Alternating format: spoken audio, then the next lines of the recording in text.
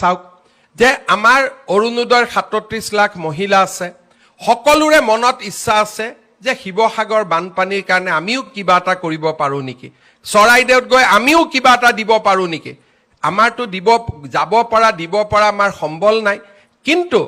আজি আপোনালোকৰ পৰা মই এই ১৫০ টকা নাকাটাকৈ মই শিৱসাগৰ চৰাইদেউত ২৫০০ টকা দিব পাৰিলোহেঁতেন কিন্তু এই ১৫০ টকা মই কিয় কাটিলো আজিৰ পৰা আপোনালোকেও গৌৰৱেৰে সৈতে ক'ব পাৰিব যে শিৱসাগৰ চৰাইদেউৰ বানপানীৰ কাৰণে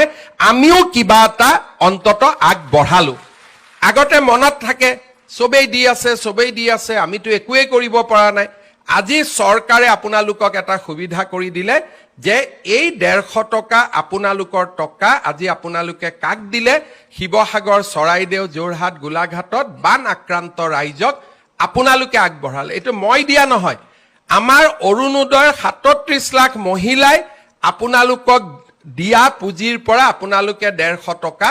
আজি আমাৰ আই মাতৃসকলক কাক দিলে শিৱসাগৰ চৰাইদেউ যোৰহাট গোলাঘাটত কালি যদি ধেমাজি লখিমপুৰত বানপানী হয় কালি যদি গোৱালপাৰাত বানপানী হয় একে ধৰণে শিৱসাগৰ চৰাইদেউ যোৰহাটৰ মহিলাই ১৫০ টকা আমাৰ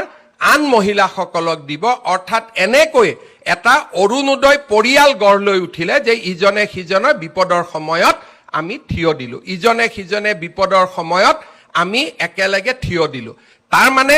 আজি অৰুণোদয় অকল আঁচনিয়ে নহয় অৰুণোদয় আজি এটা ডাঙৰ মানৱতাৰো বাৰ্তা দিলে মুকটো বহুত মহিলাই কৈ আছিলে যে মামা আমাৰ গোটেই টকাটো এই মাহত দি দিয়ক ছেপ্টেম্বৰৰ পৰা আপুনি অৰুণোদয় দিলেও হ'ব